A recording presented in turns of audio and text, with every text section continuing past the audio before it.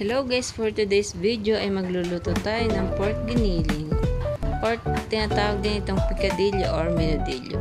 Una muna ay magpapainit tayo ng mantika. Igigisa natin dito ang ating bawang hanggang sa maging brown. Susunod natin dito ang ating sibuyas. Igasa lang ito hanggang sa lumambot.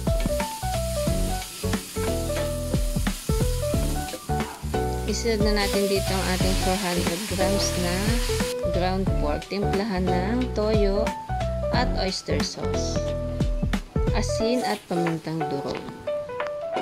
Takpan lang natin ito hanggang sa magtubig.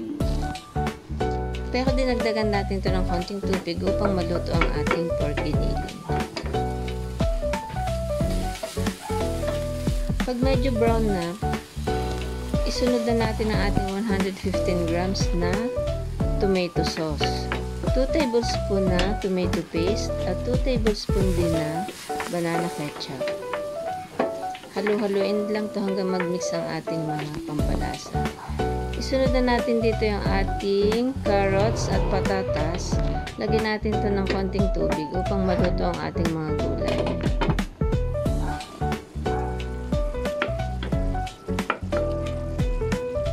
Pagluto ng ating gulay, isunod na natin itong green peas.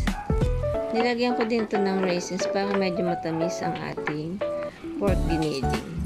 Tikman lang ito at dagdagan pa ng mga kulang na pantimpla. Nilagyan ko ito ng konting asukal upang mag-balance ang taste ng ating pork giniling. Huli ko na nilagay dito yung ating bell pepper. Simmer lang ito hanggang mag-reduce ang sauce ng ating pork giniling. Ito, luto na ating pork giniling. Thank you